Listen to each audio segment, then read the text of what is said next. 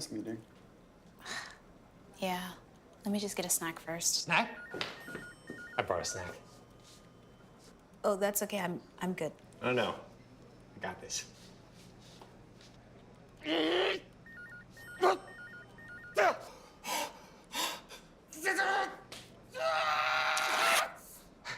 Told you I brought a snack. There's a better way to eat pickles on the go. Sucker Punch, the snack with a snap.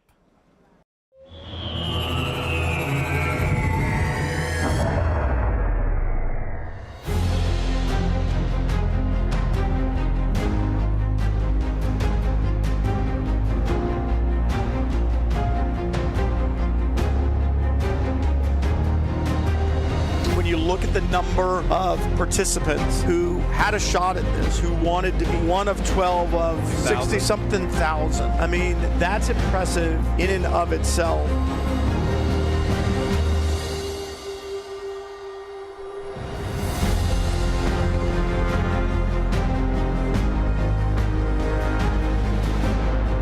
What a diverse group of drivers, what a diverse group of participants. Just really cool. They should all be very, very proud.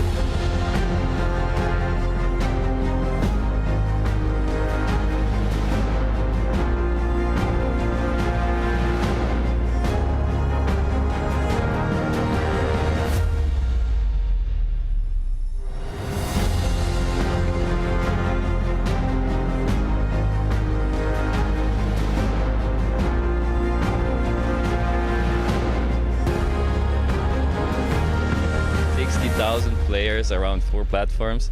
I mean, I'm lucky to be here. We about to change the game. We out here taking names. Let our voices rise. Let them reach the sky. We about to change the game. We out here taking names.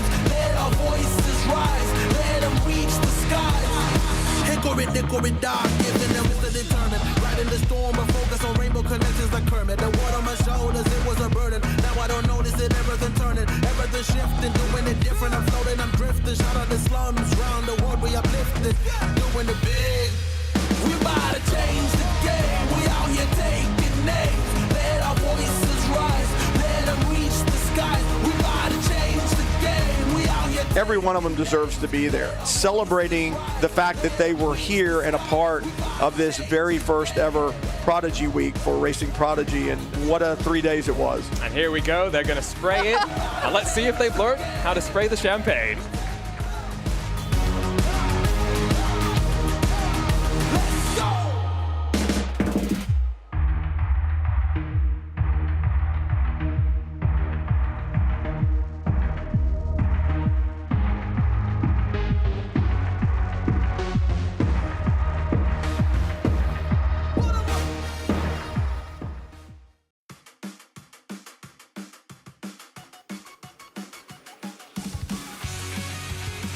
We are 43 days away from the sun shining at the Atlanta Motorsports Park and Prodigy Week kicking off. And today, one final driver will earn their ticket to Prodigy Week on track at the Mid-Ohio Sports Car Course in round 3 of the Prodigy Racing League Mazda MX-5 Cup Golden Ticket Series on RaceRoom, powered by SuckerPunch. Hello everyone, delighted you can join us once again. Our Junior Kanky Party here with you on a very special Sunday. It's going to be exciting to see how the drivers all go racing with high stakes and high intensity for them all to deal with. Joey Tebben unfortunately decided too much intensity. He's enjoying an Easter Sunday with his family, so instead we are delighted to welcome in Dara Thacker to the commentary booth. And Dara, you've commentated on plenty of MX-5 racing on RaceRoom. You know just how great the racing can be, but now we add the extra stakes onto the mix, and we give the drivers the opportunity to make their step onto the eaterial pipeline. Yeah, we've had many MX-5 races, 2 championships in RaceRoom ranked events of late in the last 6-7 months or so. So lots of practice, lots of ability that these drivers have in these cars. They've used them quite a bit, but they all are fighting over that important pass to the Atlanta Motorsports Park. I can get my words from out underneath me, I think, eventually. Let's go take a look at the format. If you're new to what we are here for in this Golden Ticket Series on RaceRoom, it all starts with time attack qualifiers and top 48 advance to the semi-finals, and then from there, we whittle them down into 2 races, 24 in each. The top 12 will advance. We have the Prodigy Zipper to talk about as well slightly later on, and later today, 24 drivers battle in the final. And of course, we've already seen 2 drivers punch their ticket through these round finals, and 1 driver we are delighted to be able to announce has already joined them now as the overall champion in this MX-5 Golden Ticket Series. Michael Romanidis is going to be watching on and wondering, Dara, who's going to be able to win out on track before we then find 2 more drivers to be selected by the Prodigy Cert Selection Committee. Yeah, and there's lots of different drivers that are going to be hoping to take that title this evening. I mean, there's lots of these guys that have pedigree. There's a lot of these guys who know how to race each other and have raced each other very closely in these MX-5 cars, particularly around mid-Ohio just a few months ago. And a lot of big names still left in this race, so it's going to be difficult just to pick the one from the 48 we have in the field.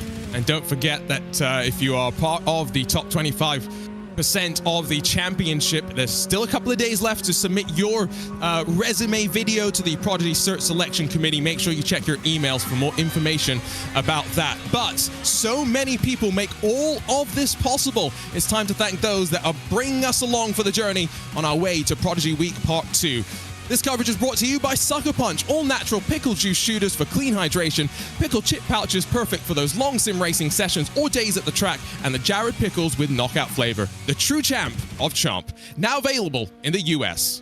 Mazda Motorsports has partnered with Racing Prodigy to continue its mission of supporting race car drivers, enriching lives, and developing the next prodigies. Mazda is supporting participants by providing $2,500 in coaching vouchers for Racing Prodigy Coaching Marketplace.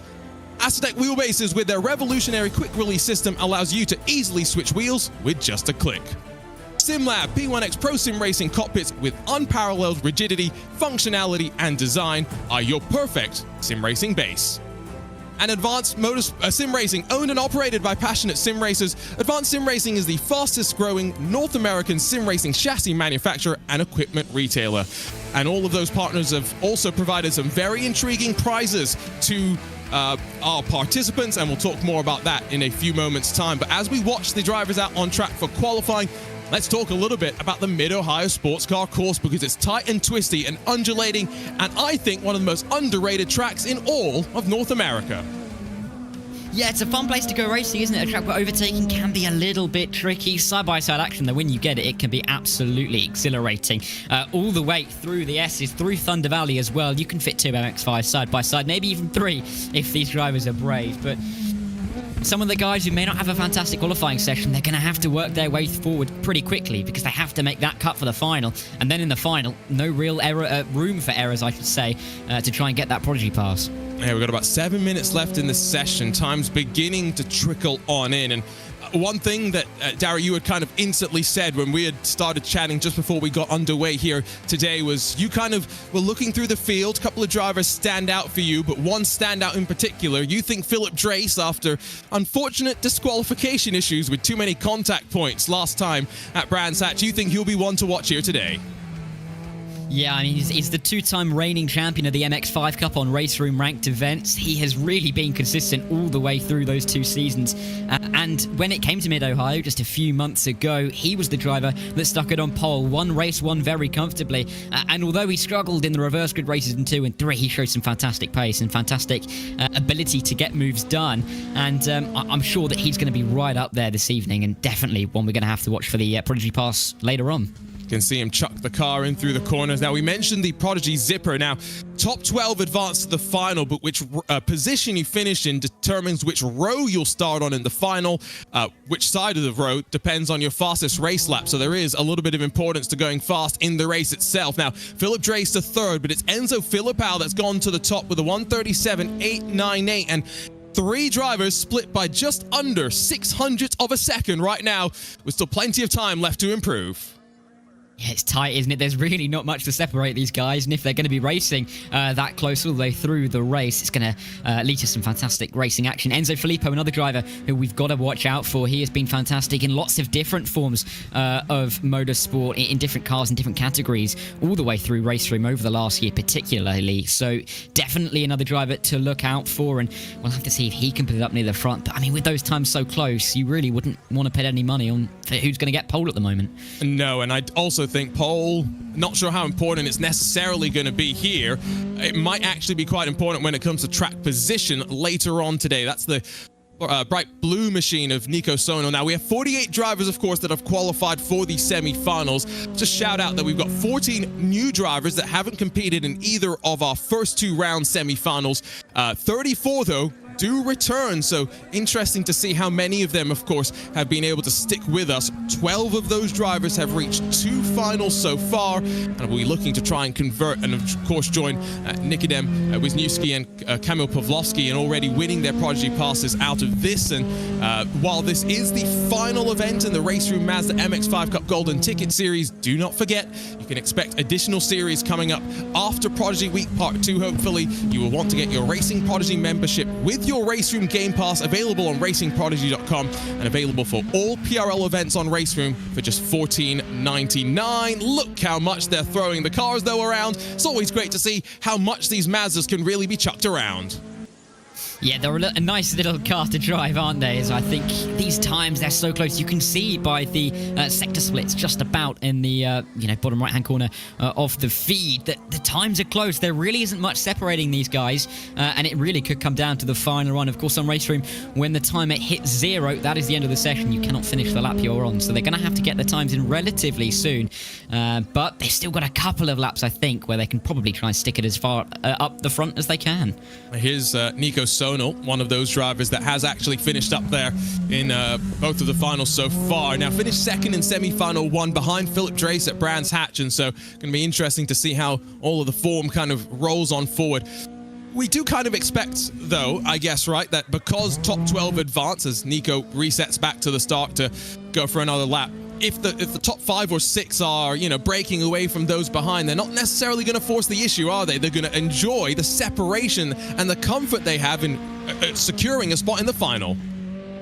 Yeah, I think the real racing we're going to be seeing is that cut-off period, the 12th, 13th, 14th, those guys that are really fighting hard for those spots in the final. That's where we're going to see a lot of the action, particularly in this semi-final. The guys at the front, they don't really want to make a big mistake. They don't want to get themselves maybe a further row up on the grid for the final if it might cost them a place in the final entirely, if it's an ambitious move towards the end of the race. So those guys, the likes of Orbtal, currently down in P12, I mean, when he starts the race just behind his fellow countryman David Nemchek as it stands, those guys really won't want to be losing too much ground, and they're going to fight really hard for those positions. And you definitely don't want to have to work up from the back of the field. I'm just looking through. Don't see too many of the contenders that maybe you would have thought in this first semi-final with no real representative time on the board just yet. Lots of wheel input there from Mihai Neg, but just keeping the wheel very, very steady, not trying to force the car too much. And maybe that is sometimes a good thing. You go back to the old days of Top Gear where they get those celebrities into the reasonably priced car. What do they say? Smooth is fast. I'm going to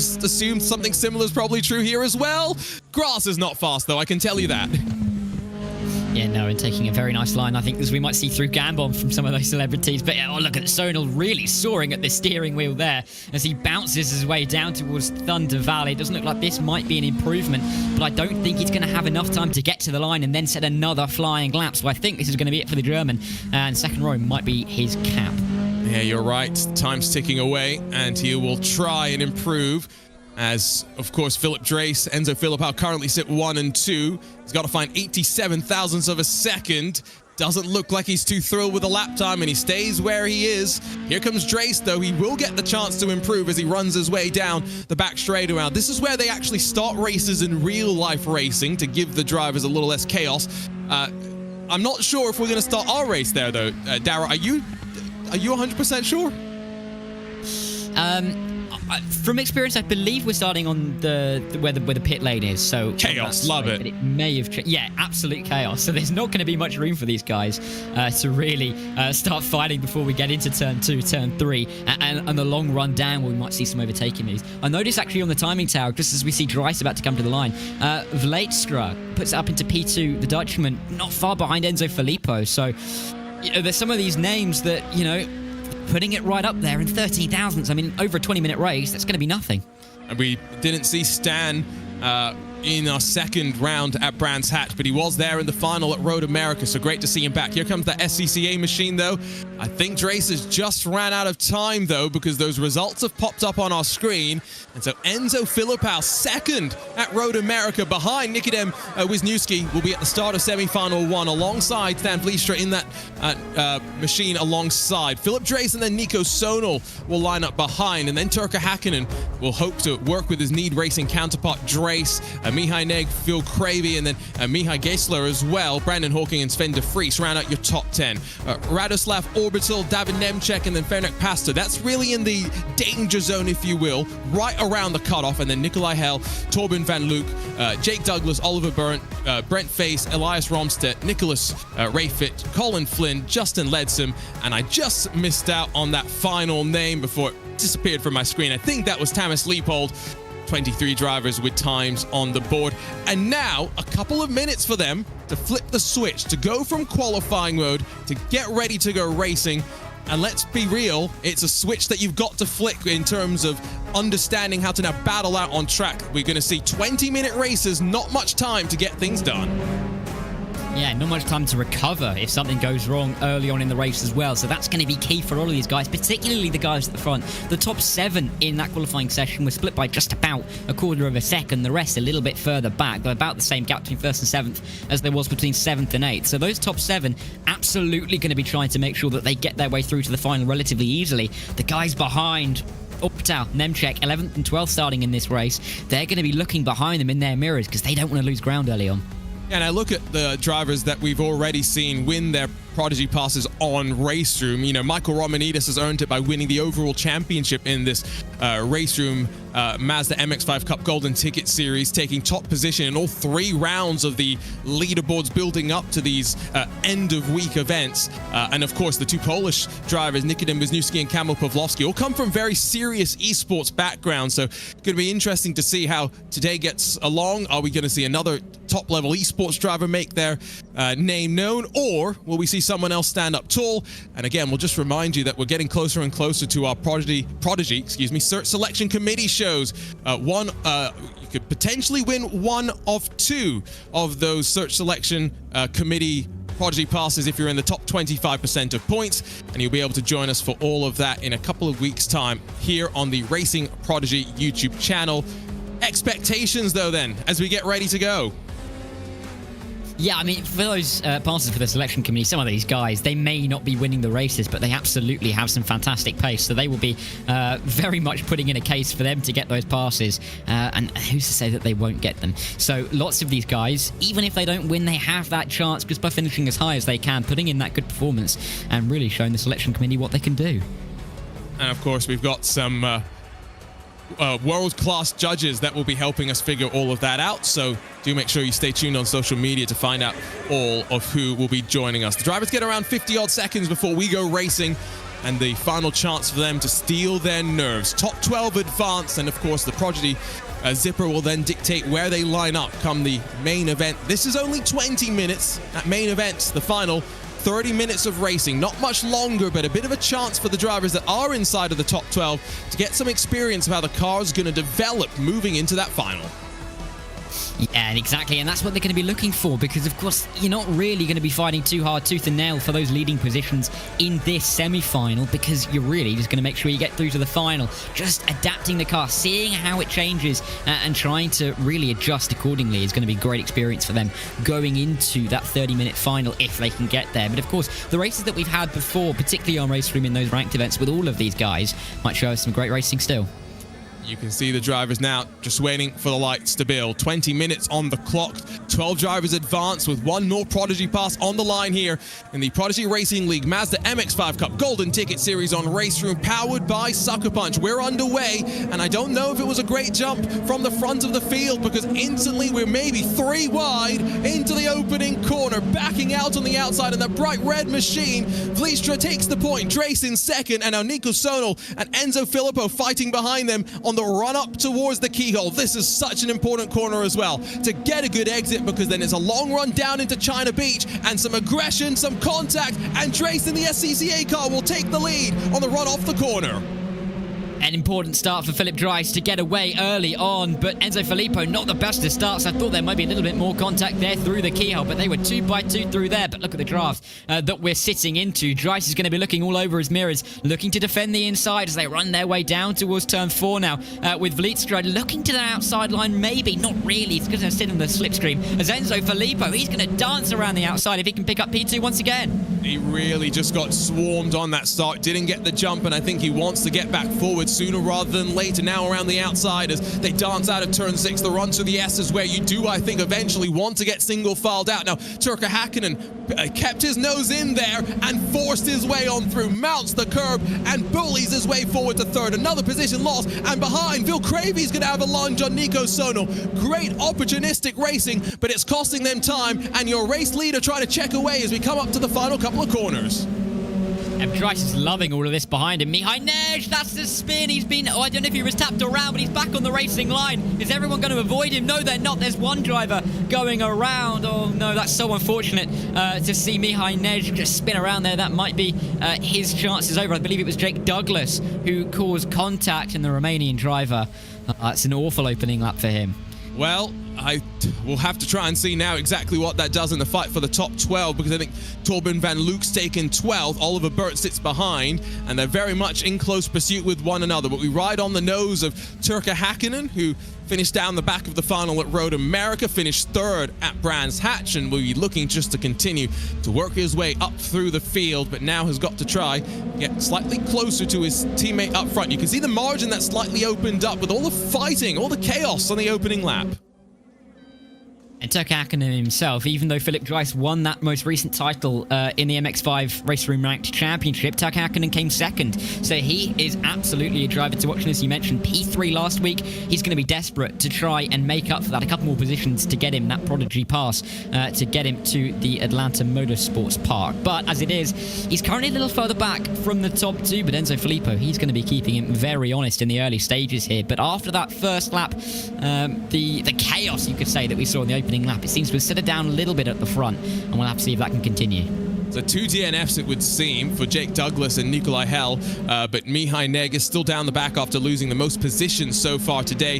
There's a look at Vil Cravy, who made a really good pass on Nico Sonal in that bright blue machine that sits behind, but at least right now we're seeing the racecraft on display, and that's what Prodigy Week is kind of about, sussing out the abilities of the drivers, both behind the wheel of the race car, but then also mentally, physically.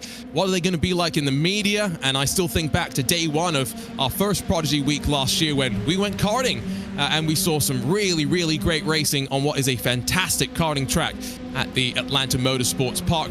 As much as these drivers know, though, that, you know, they're close to one another, it's kind of what we were saying before. They won't probably force the issue too much. It's down to that battle for 12th, Dara, where potentially drivers are going to be a little bit more aggressive here with still 16 minutes to run.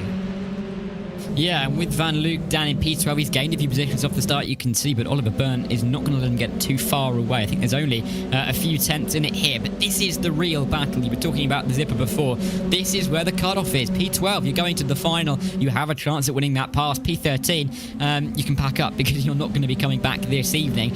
So we'll have to see how these guys do. You can see the Belgian driver Van Luke there concentrating as he wakes his way down into turn 4. And it's really these situations, drivers down in P12, P13, where the pressure is highest, and we're really going to see how they perform under this pressure.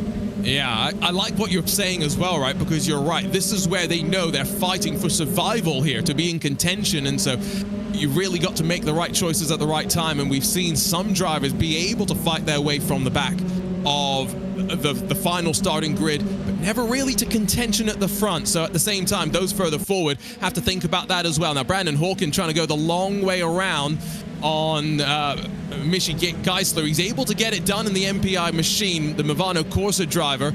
Now, one that we've seen compete across the Prodigy Racing League tournaments on iRacing, R-Factor 2, on RaceRoom as well. And that's something else that I guess the selection committee would probably look at, Dara, is the fact that, you know, Brandon can go jump across the sims, be quick, and also jump in across a multitude of different cars. Yeah, you could be a triple threat, can't you, in all 3 of those different sim rigs, different abilities, different physics ever so slightly between them as well. So to be able to swap from one to the other and it'll be almost seamless is fantastic to see. We can see actually Brandon Hawking through his steering wheel there, which is a very cool angle to see with the Canadian driver currently in P7. He doesn't look too keen to get through here, but as I say that, on the back of Sonal, he does look like he has a good slipstream down towards turn 4. Will he go inside? Will he go outside? Will he just stick in behind? I think he's going to try and force the issue. Go for a move here, and he will, sending it to the inside, but he's not quite got enough on the brakes, and he'll stick in P7 for the time being. But, you know, battles up and down the field, and here with Van Luke. It's an opportunity to finally see the transfer spot switch hands. You can see behind just plotting out what they want to do. Radoslav Orbital sees Oliver Burnt grab 12th momentarily, but now has to give up 13th as well. 14th will slip potentially his way. This is great racecraft, but it's losing them time from those in front, and that's crucial time most importantly, because they're very much being separated, and only 12th now at play as they continue to be side by side on the run up through Thunder Valley.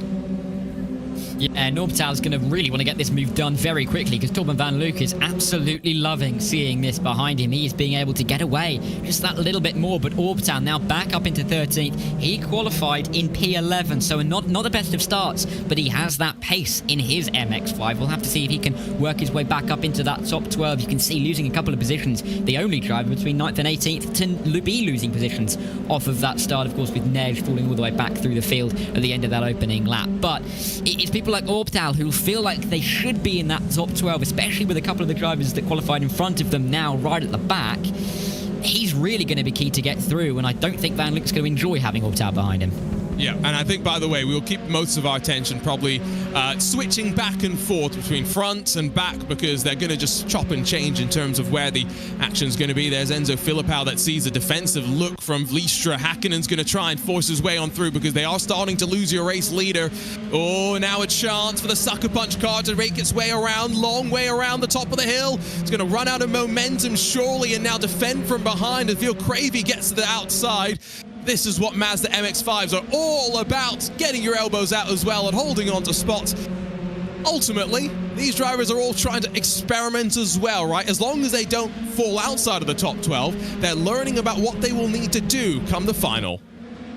Yeah, but there's always that added risk. We saw it with Mihai Nej. Just that one little moment can send you right to the back of the field and really could end your hopes of the final whilst you're very comfortably sitting in a final position. But Enzo Filippo, the French driver, who, like I said before, has such good pedigree on the RaceRoom platform in all different forms of cars. He's won multiple ranked events and a ranked championship last season in the KTM GTXs. So he is a driver that knows how to get it done, particularly amongst these guys. Turkka Hakkinen in P3. He's been racing with him many a time over the past year and more, and Philip Dreiss as well up front. These guys know each other inside and out, and so they kind of know what they're going to expect from each other, but this is where the pressure really stems because the winner takes it all. And here comes maybe a 1-2 for Need Racing if Turkka Hakkinen and the Finn can get to the inside. Now, on the exit, potentially a better run off the corner for the driver behind and getting into the draft as well. But over the inside line here for Turkka Hakkinen, and maybe you'll hold on as they head into the braking zone of turn number 4. Don't forget as well, racing is winding down on our way to Prodigy Week Part 2. Next week, we'll have the finals of the Racing Prodigy Mazda Spec MX-5 Golden Ticket Series, so come and join us for that one. But after that, not much really. It's all just about our Prodigy Search Selection Committee shows. Side by side, still great racecraft on display, and the SuckerPunch car down to 3rd, and then some contact off into the grass, and Vlies just going to have to try and get back onto track inside of the top 12. And very luckily, though, for the Dutchman is that he was facing realistically the right way back onto the track and emerges in P11. So although that is contact, that is a sucker punch to his chances. He's still in that top 12, and he's still at the moment progressing to the final. See the frustration there, and somehow Joey Tebben left the commentary booth, but we still have puns courtesy of our commentators, so it's inevitability here on RaceBot TV as David Nemchek is now up to 8th position as a result of all of that, as we strike half race distance right around the time that your leading pack crosses the line. But I don't think it's going to be as close to what we had at Brands Hatch, where every single race it was a nail-biter as to whether we'd get an additional lap or not. In the final, it came down to 97 thousandths of a second. Now, it's all still in the battle for second, but this time Turkka Hakkinen defends from Enzo Filipao that lunges around the outside, running out of the keyhole. And these two side by side again as they run off the corner, and Hakkinen really taking a defensive line, doesn't want to give up the inside line down into turn 4, and you're going to see Filippo right on his rear, really bump drafting him down towards turn 4. Is he going to pull out of the slipstream, or is he just going to sit and wait one more time? We've still got 9 minutes or so left of this race, but Filippo's going to try and look for the outside line, but nothing doing there. It's difficult to walk it around the outside, especially when Hakkinen in front has most of the car in front, but you can see the slide all the way through as they come now to the S's. But yeah, these guys are just trying to keep it on track. They don't want to make any big mistakes. You see when they hit the curb as well, relatively unsettled there for a moment, but very defensive lines being run, costing them time, not just your race leader, but also in terms of their race lap times. Let's not forget the Prodigy Zipper is going to take the fastest race laps from each driver, compare it to the driver that finished in the same position in the other semi-final, and the driver with the faster lap time will have the better starting spot on that respective row. Now, they almost made contact out of that final corner, and I wonder if something's happened to Nico Sonal, because into the grass goes that bright blue machine, and down to 7th for the German. Yeah, not the best for him, but Sonal, I mean, he's fallen away a little bit so far in this race, but he's still where he needs to be, of course. It won't be ideal, especially going forward to the final. He won't really want to be losing positions and coping with losing positions, because he wants to be moving forward. But just getting to the final, maybe a bit of a reset. These guys in semi-final 1 have some time before the final to try and get themselves sorted. But Enzo Filippo, he's still going for this move, and he's sticking to the outside line. But Hakkinen, he is doggedly defending the inside. Yeah, and I'm just looking through, by the way, some of the drivers that are going to be in the contention come next week's iRacing Spec MX-5 Golden Ticket Series final. We have Brandon Hawking in the mix as well, Angelo Michel. There's a couple of drivers that we've seen here and there on RaceRoom, so they'll get another chance potentially after this one. So they maybe have that in their back pocket. No move made, though, in this fight for second, as back up in towards turn 5 they will run. You can just see continuing to bleed time to your leader. That gap now up to 3 full seconds. Inside of the fight, though, to qualify for the final Prodigy pass on the line, still Torben van Luke that had 12th position, although just as I say that, Radoslav Orbitals grabbed it away from him, so we are starting to see that fight start to build for the 12th and final spot in the final. Yeah, but of course, as we mentioned before, these guys, they're not really fighting for 11th. As Orbtown now drops to 14th, losing out to the Belgian of Van Loek once again. But with these guys, far off of P11, they're fighting over one spot. It's like a relegation battle in the league, and you might have 16th flying away, but it's 17th, 18th and 19th with only one team trying to survive. So this is what these guys are facing. They've got loads of guys behind, but they've got to be going forward, and Torben van Loek finishing P13 is the most horrible feeling when the driver who finished just in front of you is going to the final. Relegation is a foreign concept in parts of the world, don't forget. So we're going to have to come up with another analogy for that. But I'm picking up what you are putting down, and you are 100% right. Ooh, business picking up at the front as well. Turka Hakkinen's got the tongue out. That's how you know that sim racing business is picking up. And Filippo, I think, more now going to have to be defensive from Phil Cravey from behind in the Ballas Esports entry. Then you got, of course, Brandon Hawkin and Mitchie Geisler all still in the mix. We've got 4-5 cars that could potentially be in 2nd, 3rd or 4th position come the end of this race with 6 minutes still left to go.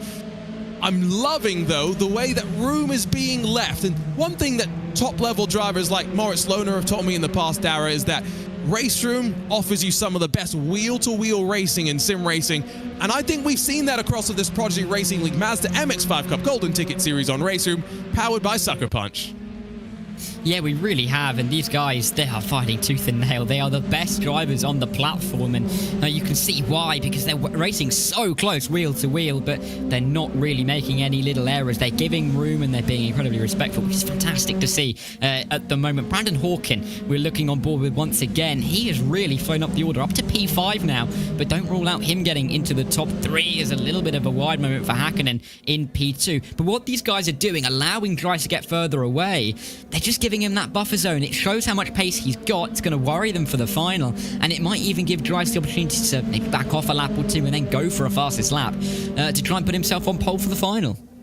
I'm just looking at some of the stats as well for Brandon Hawkin in the iRacing qualifiers. He's led 80% of the laps that he's run. Very different situation here on RaceRoom. That's the level of competition, though, that he's up against. Once again, wheel to wheel. This time, attempt to cut back underneath from the Frenchman, Enzo Filipao, as they run their way off the corner. And look at that. He's got the momentum. He's there as well. Now, they'll play some side drafting here. This is what they do in NASCAR, where they pull air momentum off of the car in front by just leaning on it, disturbing the airflow, running over it. But you can just see it didn't work out on the outside. Turkka Häkkinen got a better exit, and a sequence that's starting to build the intensity. From behind, some sense being made as well. Brandon Hawkin, the long way around on Vilcravy. The move, if Brandon Hawkin can pull this one off, he's got the inside line for the second part of the S's, and I believe he's got it done, and he has indeed. What a move there from the Canadian driver, who's up 5 in this race. Started P9 up to P4, and he is definitely going to be one to watch if he can make his way to the final. Only a few laps left in this semi-final one, but Häkkinen, he has by no means got this one done for P2, because these guys behind, they are charging hard, and they are charging fast, and Filippo, he is going to try every trick in the book to get this P2 off the finish, driver. I think Brandon Hawkin's just relieved that he's having a less dramatic day than he did at Brands Hatch when he finished 12th to squeak his way into the final. He ended up finishing 15th, a sign of how difficult it is to fight your way from the back. He's looking focused, by the way. It's a good sign as well, and there's not too much stress. He's looking relaxed with everything that's happened. 3 and a bit minutes still left to go. Lap times, I think, therefore trending towards what should... Never trust a commentator's math. Should be 2 laps left to go. Should be, but but we don't know.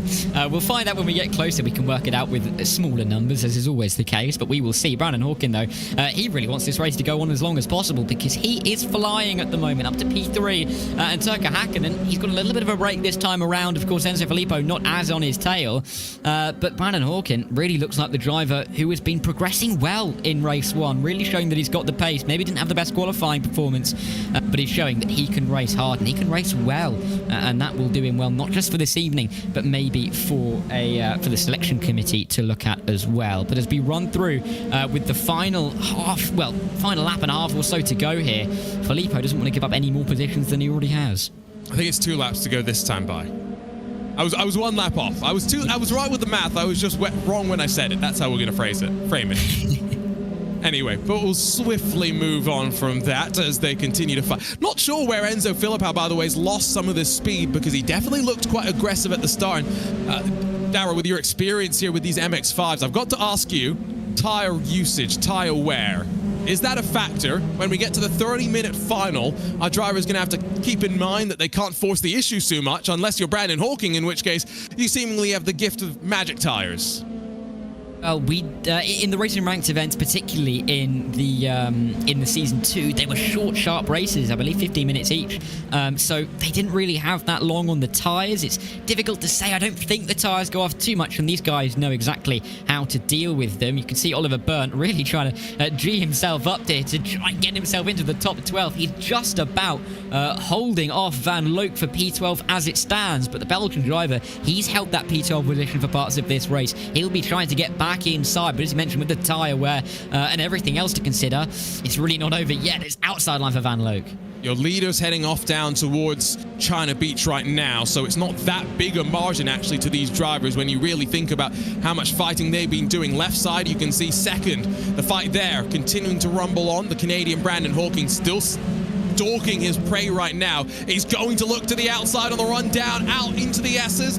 Not going to be totally alongside, but it's building. Right side of the screen, building into the braking zone as well. Oliver Burnt holds on, but it'll be 1 lap to go next time by, and you feel that he looks quite comfortable with the pressure. There's a desperation move that's about to be thrown his way.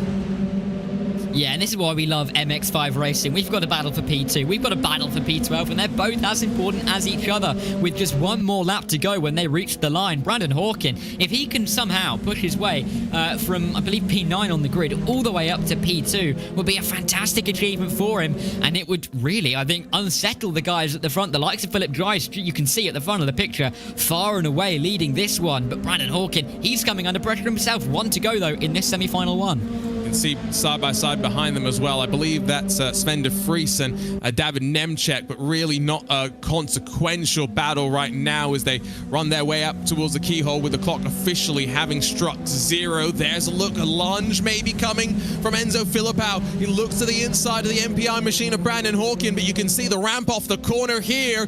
Oh, Filipao slams the door shut on him. That's basically a slide job there thrown out of the corner. He really said, "You're not coming back through, Brandon, and I will retake my P3." And he's got very few corners left, but he's still maybe got a chance to pick up Turkka Häkkinen. What a final lap it would be to go from 4th to 2nd. You can see them as they come down towards turn 4, 2 by 2 nearly. Oh, and there's a tap, there's a spin. And who is that going around? That, I think, is Vela Cravey. And he's got to make sure he stays in the top 12 now. I think he'll be okay because he has enough time with these drivers still working their way to the braking zone. They'll be 3 wide as well in this fight for 12th position. Your leaders run away. We haven't had to talk about him much. Oliver Berndt has dealt with this pressure very, very well. Half a lap still left to go for him to hold on to a spot in the final here in the Prodigy Racing League Mazda MX-5 Cup Golden Ticket Series on RaceRoom, powered by SuckerPunch. Take a bow though. Philip Drace is going to waltz away at the front. He was unfortunately disqualified due to incidents at Brands Hatch, but dominance at Mid-Ohio in semi-final number 1. The swarm will come to the line behind with Turkka Häkkinen making it a Need Racing 1 and 2. What happens in the fight for 12th though? It looks as though Oliver Berndt will do just enough to hold on to that position as they come through the final corner. And that will mean so much to Oliver Berndt. 1 more corner to go, just get the car to the line. And the German driver flashing his lights. He's in the final, just about holding off the drivers behind. You could say he was absolutely nowhere compared to Ferenc Pasta in P11, but it doesn't matter. He's in the final, and that's going to be a big relief for him. You can see it on his face. Oh, I love it as well. This is what we sometimes miss in sim racing, the emotion, and it's why we love being able to see it. Job's not done though, and that's why you could see for your race winner in semi-final 1, takes the gloves off. Still a lot of work to do. Here's a look at those results, though, in 6 seconds, I think. A shows how quick your leader was, but also goes to show how much fighting there was behind. Turkka Häkkinen ends up 2nd, and Enzo Filipao actually ends up grabbing the fastest lap of the race. Brandon Hawkin 4th. Geisler ends up down in 5th with Nico Sernal, Sven de Vries, and then David Nemček, along with Vela Cravey and Stan Vliestra, Ferenc Pasta, and then Oliver Berndt. 12 drivers moving forward to our final later on today. Unfortunately, we say goodbye to Torben van Luke, Radislav Orbital, Romstedt Flynn, Leopold Nej, Ledsum, Face, Refit, Douglas, and Hell. Although I think we may have a bit of an update on some of those drivers moving forward. Welcome, the Prodigy Racing League. And Dara, that was fantastic. And it's why I always say Mid-Ohio, one of the most underrated tracks in North America. I mean, you get some fantastic racing. The MX-5s, they're made for this kind of racing. The track, not got too many straights. It's got some tight, twisty parts of the track, but we saw some great side-by-side action, some fantastic moves down the S's, and it really sets up a good show, I think, we're going to have for semi-final 2 and the final, but we're definitely looking at some of the drivers to beat, the likes of Philip Drace, who just drove away from the pack in that race. Incredible, I think, as well, right? Because he did pull away before they even really started fighting, so it was down to him. It wasn't just down to all of that behind. Qualifying, though, I think we also did see it's possible to pass and to move your way forward. Don't know if you want to put yourself in a bit of a hole. And so semi-final 2's coming up next. We have the same qualifying session and then 20-minute race. Have you learned anything, Dara, about what you want to see from the drivers as they look to hold on to their spots inside of the top 12?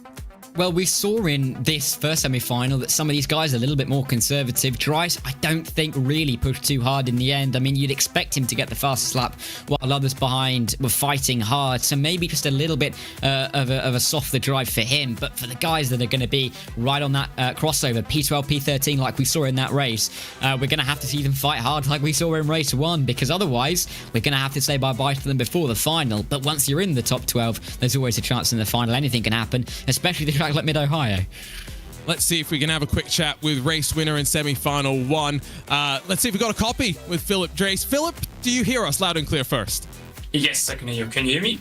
Got you loud and clear. Perfect. Wasn't sure about that, but let's talk about that. You kind of walked away at the front. Talk to us about how you feel about your speed here today. It felt good. I mean, the start for me was very lucky to break away the toe, because the toe is so strong on these cars. And once you've broken the toe and the guys behind are fighting, yeah, it's lucky for the guy in front, I say. So yeah, has been good, but let's see what the second semi-final will bring. I don't want to bring you to the bad memories of Brands Hatch, but let's talk about it very quickly because there was some great racing, but unfortunately such good racing that you ended up getting disqualified for incident points. What are you expecting going into the final here with 30 minutes and this time a little bit more leeway for the incident points?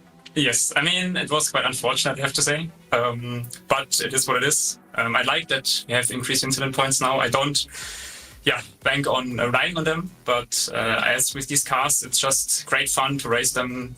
A little bit of contact is quite nice with these cars.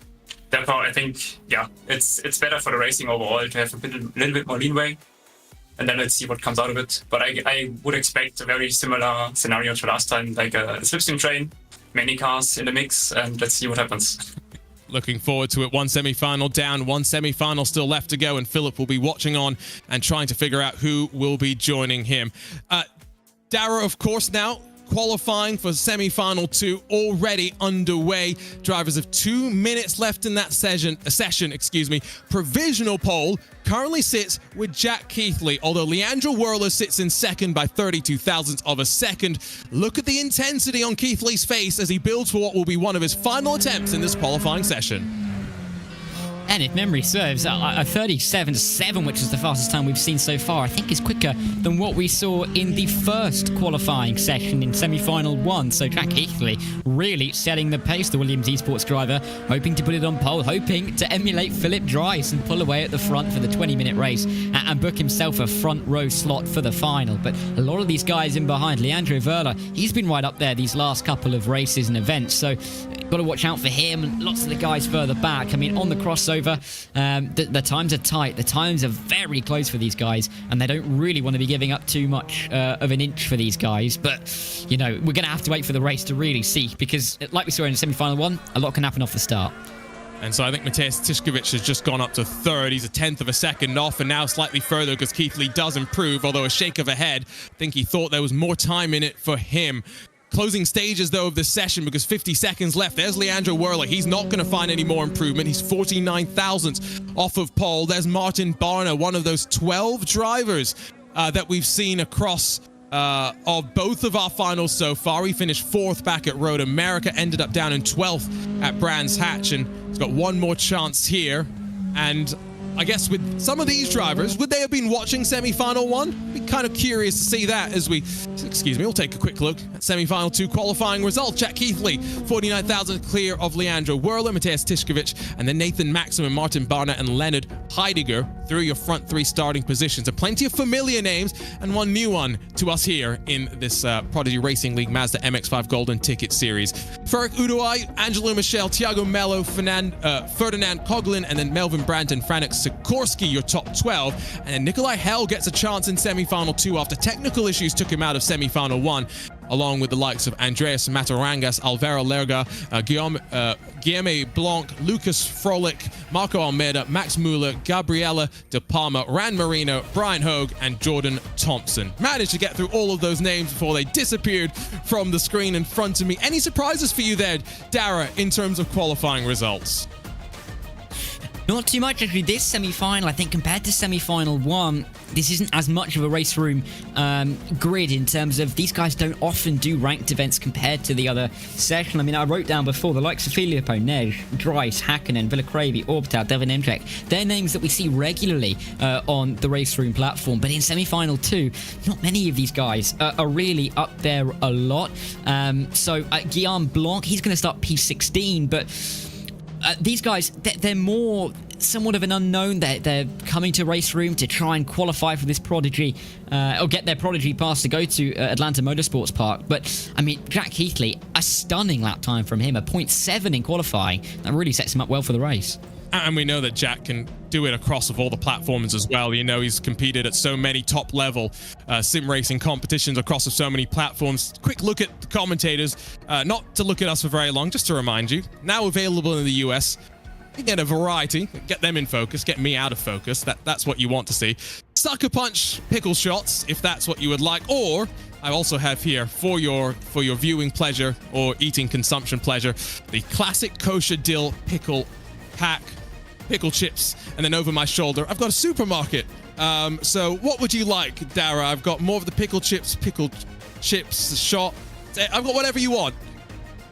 You have the full range. I mean, you could get to the side of the street, sell everything you want, but those chips look good, don't they? Really. So you might have to ship some of them over to me. But yeah, it's fantastic stuff. And you can see I'm already on my computer. I'm ready to go and order some more from the team over at SuckerPunch. So thank you for pickling me out, and looking forward to seeing what the Prodigy Week participants get fueled up from all of the great products available. Now, can stop looking at us. We can start looking at the Mazda MX-5s once again, because they're out on track and they're ready to go racing. 20 minutes will be thrown onto the clock once more. Standing start's an interesting thing, and it did look as though a couple of the drivers didn't get the best of launch. There's a look, though, at Keithley from the front and some of the other drivers' final moments before they go racing. Yeah, there's never too much stress, is there? Just checking your phone before we get racing. It's always a nice little moment just to make sure you haven't got any messages you need to reply to. You might get in trouble if you've not given someone a heads up that you won't be around for 20 minutes because you are in PRL Semi-Final 2 here at Mid-Ohio, trying to get to the final, trying to get that pass to get to Atlanta Motorsports Park. But, I mean, these guys, it's going to be important. We saw a great battle for P12 in Race 1. Hopefully, we're going to see the same here in Semi-Final 2. And drivers that have put laps down in 2 of the 3 rounds are eligible for some great prizes, but only one here today walks away with the Prodigy Pass. That comes up, though, in the final. 12 advanced to be able to compete with 20 minutes thrown onto the clock once more. And the second semi-final in round 3 of the Prodigy Racing League Mazda MX-5 Cup Golden Ticket Series on RaceRoom, powered by SuckerPunch, is underway. This time a much better start from pole position, as Jack Keithley will lead us through the long left-hander on the run up towards the keyhole. It's always great to see Mazda MX-5s leaning on one another, and that's what they do out of the opening corner and on the run up the hill. You can see Keithley's not too concerned about those behind. Werler, Tiskovich now side by side into the braking zone, a long send around the outside, and now cars jockeying for position, trying to get momentum on the run down the back straightaway. Yeah, Keithley with the ideal start, not really getting involved in the cars behind us. Someone cuts across the grass there through the keyhole. That wasn't the ideal line, and I'm not too sure what put them there, but not the ideal start. But for Keithley, he is going to try and defend. Again, like we saw in Race 1, defending the inside line. People don't really know where to go here, with Werler dropping a little bit further back. But inside line now for, I believe that is Werler himself trying to make his way up to P2, and I think he will, dancing around the outside. Can he get this one done? Yes, he can. Fantastic move from the Brazilian. There was a bit of contact there, and now Tiskovich loses another spot out as Nathan Maximum forces his way on forward. Another one of those drivers that we've seen across of both of our finals, but for Nathan Maximum, hasn't always had the best of luck, has finished both of the finals outside of the top 20. Now, Tiskovich has to be concerned that maybe another driver, this time Martin Barno, will try and look around the outside. This is momentum-based racing at its finest. Behind them as well, going to be a look to the inside through the final corner, although door gets slammed shut. End of the opening lap. It's going to be 3 drivers within a second at the front, and then some gaps starting to build through the field as it's Jack Keithley from Leandro Werler, and then Tiskovich 1, 2, and 3. Tiskovich not really wanting to lose too much ground. I think he's going to be trying to get back through on Nathan Maximin here as through turn 1 we go around the outside. Heidegger trying to find the move, and just in behind as well, they're all still fighting. Angelo Michel's in this battle as they run up towards the keyhole. Look at them all trying to find the line, trying to find where to go down to the keyhole. Different lines you can take down here, but there's only really one that's going to get you through, but you don't know before you get to the corner which one is going to suit best. Let's see on the exit though if anyone can get the run. I'm not too sure. It's too clear, but they're going to be too wide in the mid-pack. Angelo Michel, one of those drivers again that's in the top 48 in our iRacing Mazda Spec MX-5 Golden Ticket Series, so we'll see him next week as well, get another shot out on track, but in a slightly different form of Mazda race car. Now, don't say we'll be 3 wide. No, we'll not, because they all thought a little bit better of it into the braking zone. Still side by side behind, though, as we filter up towards turn 5. Now, crucial battle for 12th in this one. Currently sees Andreas Matarangas with a second in front of him to Ferdinand Coughlin, and then Marco Almeida directly behind. So much like we had in the previous race, it might end up being a couple of drivers all fighting for just one spot in our final. Yeah, and that can really lead to some exciting racing because you can't really go any further forward, but you're just trying to make sure that you don't go any further back. And Matarangas, you can see him there really trying to focus and getting the car soaring away at the steering wheel a bit. Doesn't look too comfortable in his MX-5 as he runs his way through the final couple of corners. It looked split second there, like Almeida was going to try and come up the inside. Sicorsi, I should say, sorry, is looking there as well, trying to find the line, because if these two come together, he's going to slip up the inside. It's something that we saw in race 1, and it can absolutely happen again in race 2. You see the couch behind him now. I'm very glad to see there's no distractions for Andreas Matarangas today. I was commentating on a race last Sunday where the defending champion so locked into the task at hand that he had a couple of friends over, not just sitting behind him on the couch, but we could actually see them watching the broadcast on the TV next to the driver. Too many distractions for me personally, but I guess if you're that good, you can get away with it. Andreas Matarangas knows what's up for grabs here, what's on the line. A trip to the Atlanta Motorsports Park in around 40-odd days' time, May the 13th. Don't forget, join us here on the Racing Prodigy YouTube channel for all 3 days. Long days of coverage as well. And I'll give a preemptive shout out to the entire team that's going to make it happen, because the work, I'm sure, has already begun. Here's a Guillaume Blanc, by the way, at the very back of this train that's hunting down that 12th position, is running out slightly wide when Matarangas. Yeah, he's not looking like he's, enjoying the pressure. I don't think anybody really enjoys too much pressure. If you do, then that's a very, very good trait to have, because if you can thrive in situations like this, that's what's going to get you into these finals. That's what's going to be able to get you a Prodigy pass for the Atlanta Motorsports Park. But Matarangas, he is under pressure, isn't he? I mean, the 3 behind him, they are nose to tail. Any little error is going to put him maybe 1, 2, maybe even 3 positions further down the order, and then it is that much harder to get yourself back inside that top 12. So he's going to be feeling it at the moment, but the likes of Blanc, I mean, if there's little mistakes up here, we might see 2, 3 wide. He could maybe slip up a couple of positions himself. Yep, but you can see the group's not really being dropped off right now in the same way that we saw in semi-final 1, although Jack Heatley, Leandro Werler now do have about a second and a half to Nathan Maximum and the drivers behind. There are the 2 at the front, the Williams Esports driver in the white and green, I believe, SuckerPunch car, and then the red Mazda car for Leandro Werler. Back to 12th, though. Matarangas has to fend off, and half look, I'll say, from Marco Almeida. That was half-hearted. Didn't really force the issue like you can in these MX-5 machines. Look behind them. They're rubbing tours on the exit off the corner. Yeah, Guillaume Blanc is really trying to force the issue himself as he tries to get his way up into P14, and I think he's just about got it as they run now down in towards turn 4. Matarangas, though, under pressure, overtaken is the Brazilian, but that happens. The driver spun around. Oh no, that's his fellow Brazilian of Thiago Melo, who was gone around at turn 4, and all of a sudden it means that even though Matarangas has lost the position to the guy he was fighting for P12, he's suddenly back into that final position. Well, there's one more spot for them now to fight with, and more importantly, Thiago Melo, one of those drivers that we've seen plenty of support for in our chats over the course of the first 2 rounds, but he's also one of the 12 that has been a part of both of the finals. Don't think that's going to happen now. No way, unfortunately. That car's in the kitty litter, and surely outside of the top 20, his chances have come to a screeching halt. Back up towards the front, though, where Leandro Werler's putting that pressure on, and in the blink of an eye, it's amazing how quickly a race can change, isn't it, Dara?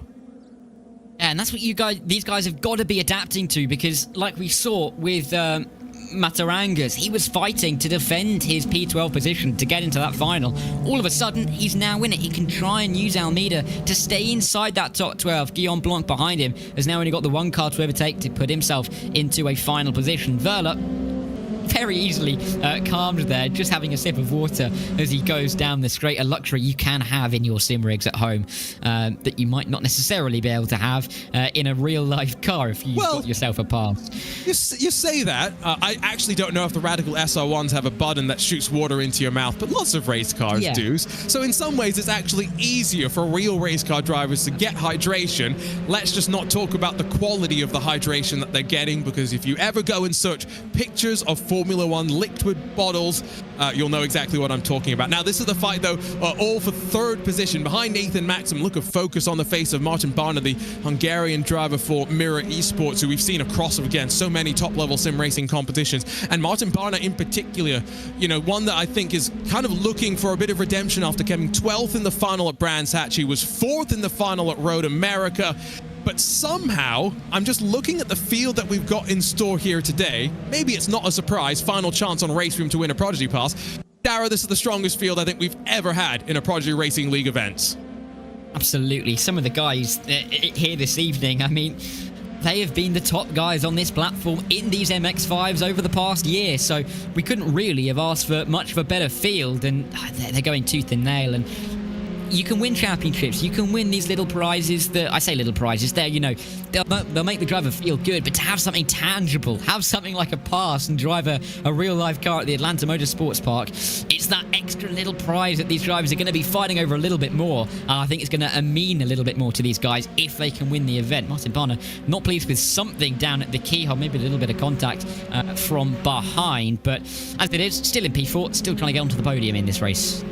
Yeah, I'm surprised. There was definitely contact, but like, are we really getting irritated by minor contact with still 11 minutes to go when they're fighting further behind? I think the answer should be probably not. And here is some of the slipping and sliding, by the way.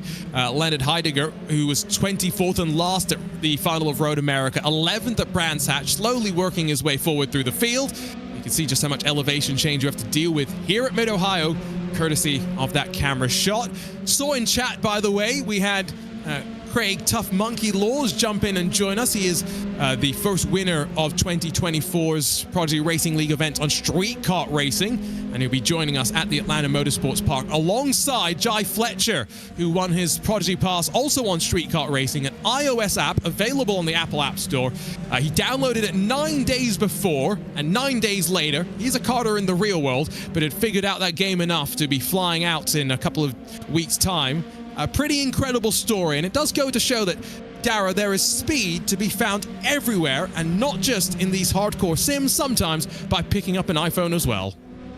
Exactly, and I think some of these guys, I mean, I was going to say, with many different ways to obtain a pass, with someone RaceRoom iRacing, the street car racing you were talking about, you don't really have to be a one-trick pony. You can try on different platforms, different kind of events to try and obtain yourself one of these passes, and it's great to see that there's lots of different forms of sim racing and esports coming into one for these guys to try and win that pass. Leandro Verla, he's been up there, hasn't he, in both races that we've had so far, both at Road America and at Brands Hatch, and you know, he's got used really to being at the front in these races, but he's just got to go that one step further this evening and try and take the win on the line.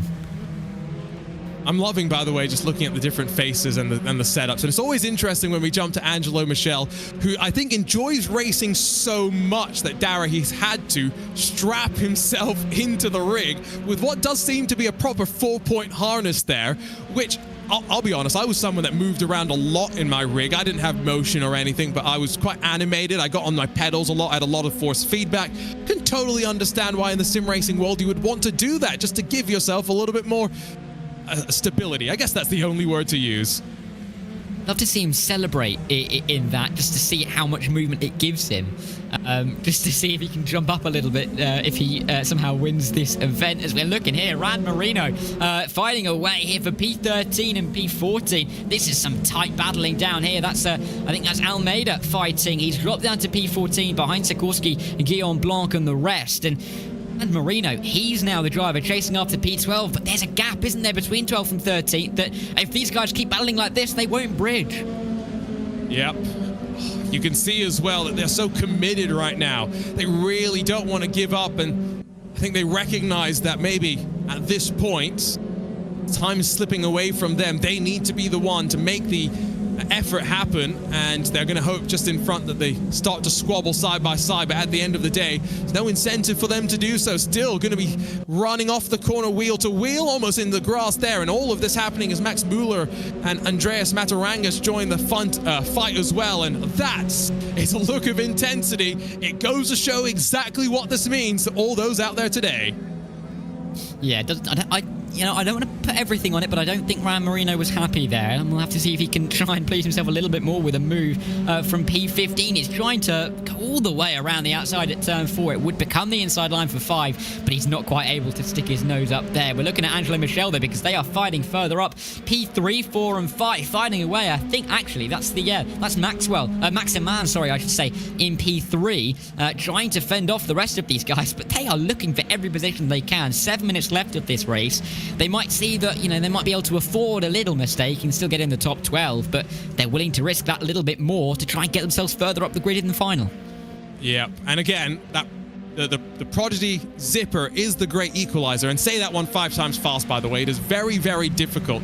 As much as I've been saying it, and Joey loves to bring it up as well, it's one of those things that it's hard to roll off the tongue nice and fluently, but it's just such a great thing for the racing because it incentivizes you to sometimes recognize that you've got to want the track position. And I think here in particular, being on the inside is an advantage because we know that the start can be a little bit chaotic. And Dara, when you're on the line that can control the jump just that little bit more, you usually end up with a bit of an advantage. You can defend the line down into turn 2 and maybe into turn 4 because Turka Hakkinen do that in semi-final 1. So that's exactly, I think, what they're going to be looking for. As Angelo Michel, you can see, still strapped in, looking up further in front as Maximin gets very close to the Polish driver, Sikiewicz. So, I mean, these guys are fighting hard, and there's a little bit of a moment there as well, I think, for the driver in P7, which is Farouk I should say, sorry, the Moroccan driver trying to find his way through. But, I mean, this guy's... It's great to see so many tight battles in these semi-finals. And great to see the international flair as well that we do always see out of the Prodigy Racing League events. Remember, we had more than 60... Oh, no, Ryan Marino's in the grass and not going to be happy either. Oh, 60,000 participants for... the build-up to Prodigy Week Part 1, all whittled down to, of course, just the 12 that ended up getting to get out there onto the track, but that's frustrating for them. Let's go back up front, though, potentially, because as we get to those final 5 minutes of the race, not just with Nathan Maximin and Mateusz Tiszkiewicz, but I have to assume that with the margin that now Jack Keithley and Leandro Werle have, maybe we're going to see a look. Here's a move as well, into the keyhole. Werle thought about it, door gets slammed shut for him. And I think Werle's now, look, he's waited long enough. He's waited 15 minutes, and Jack Keithley now is going to come under some pressure from the Brazilian driver who wants that front row start, wants maybe a pole position if he can get it for this race number, for the final, I should say, not race number 3. It is going to be the third race, but it's going to be the final, the main event. But these two, they're far and away ahead of the rest, but Werle isn't content with P2. He really wants this win. Preview right now. This is like when you go and watch a movie, and this is the trailer before. We're getting a sneak peek of what we'll end up seeing for 30 full minutes, and still running their way off of the corner. Werle's thinking about it at every single opportunity. It's great to see. It's also shown that as much as he maybe has been bored for the previous 17 odd minutes or so, he's been watching and learning from Keithley where the strengths and weaknesses are of each of the drivers, and 2 top level drivers as well here. Williams Esports, Visceral Esports being represented up front. Battle for 12th. I think at this point, we can say with some confidence that Guillaume Blanc and Franek Sikorsky not fighting too much with one another, and so therefore those behind Max Muller, Andreas Matarangas not going to be allowed the opportunity to join us later on today. Sound like you're tempting fate there, RG. I'm trying. Maybe these two might come together now and maybe create a race split for P12, but you're right. Sikorsky, he's looking for P11 though, around the outside. He's not content again himself with P12. Wants to give himself a buffer for that final, but not long left in this race. I think 3 more laps that we will have, or 2.5 if you're the leaders, but fighting still going on. It's not the longest race, is it? 20 minutes. But just to see racing like this nearly at the end of the race just shows how good these MX-5s can be for racing. And, you know, I made the suggestion that for Prodigy Week, what we should do is part of what we did in Prodigy Week Part 1 as we threw the drivers into some BMWs for autocross. Let's throw them into some Mazdas and see what they can do instead, because look at how much they're wheeling these cars through China Beach. An attempted move once again from Werle. Almost ran into the back bumper. Oh, Great stuff being shown. And now imagine what's going to happen when we throw those drivers in that we saw from semi-final 1. I mean, it was Philip Dries that ran away at the very front in a similar sort of vein to what we're seeing here. But I'm being honest in saying that I feel that Turkka Häkkinen, much like with Nathan Maximum, even Mateusz Tiszkiewicz, could probably be at this pace as well if they weren't fighting as hard as they are. And that's, I think, another point that we haven't really touched on. Philip Dries, yes, he showed a fantastic pace, drove away from the field. Didn't really race wheel to wheel in that race. These guys, particularly the likes of Verla, Keeley, they've now got that experience in semi-final 2. And even the likes of Turkka Häkkinen, he's spent 20 minutes racing on his wing mirrors. And so he's got that experience of defending. So they all have those little elements that they've, really excelled at so far this evening. But when it comes to the final, they might be challenged in a different way, and they're going to have to adapt. But we've got a lap, or just about 2 laps to go. Verla doesn't want to wait to the end. He's going to go to the inside at turn 2 at the keyhole. Can he make this one stick? It's going to be Keeley around the outside. Oh, and he gets bullied out of contention. Bit of contact, and Keithley, I think, with a bit of a wry smile there for a moment, not too fussed about it. Again, remember, all they're fighting about is who starts in the front row and who starts on the second row. It's as simple as that. They don't really need to take each other out of contention, although I'm sure Jack Keithley, the racer in him, is going to want to get back on top. He'll look to the outside, the long way around, not really the way I think you want to go, and even if you try and switch it back underneath, Whirler's just in a place where as much as he soars back and forward at the wheel, can just place his car where it needs to be, and with now 60 seconds left to go, Leandro Whirler takes the lead here in semi-final number 2. And could it be a Dries Verla front row? That would set up a fantastic final here at Mid-Ohio. Even if Keeley gets through, it's going to be fantastic. Wide though from the Brazilian. Here comes Keeley back up the inside once again. They dive through Thunder Valley. It's going to be the outside line for the British driver if he can stick it all the way. They're just rubbing doors, but I think Verla's going to hold off for now. But these two, like you said before, even though they are only fighting over whether they start in the front row or the second row, they are not giving it up at all. There was a shot to the bumper out of the final corner, and white flag will be in hand. One more lap to go here in this second semi-final, and I'm just loving that we don't have to do any complicated math to figure out if we're going to have a certain number of laps or not. Fight at the front will be close. I think that fight for third, though, we've been keeping an eye on it as well. Small inset shot on your screen. That's building 2. Not much in terms of fight for 11th and 12th positions. It's all at the front where drivers are now trying to learn, understand who they're fighting within that final, what they need to do, and one more time they'll shoot out of the keyhole on the run down to China Beach.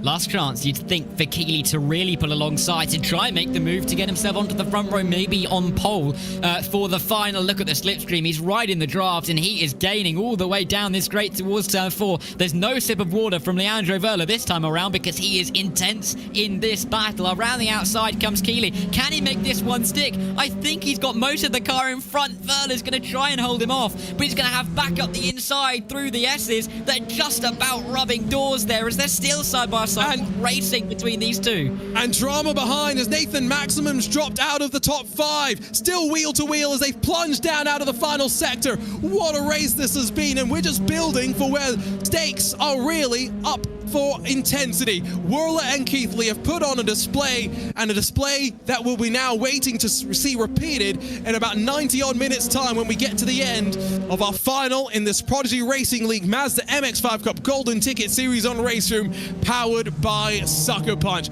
Whirler and Keithley, a golden ticket to the final after a great battle between the two of them. And now just waiting to see how things will go in the 30-minute longer affair. Behind them, Martin Barner's going to come across the line in third. What's going to end up happening in terms of the running order? Where do they all cycle out?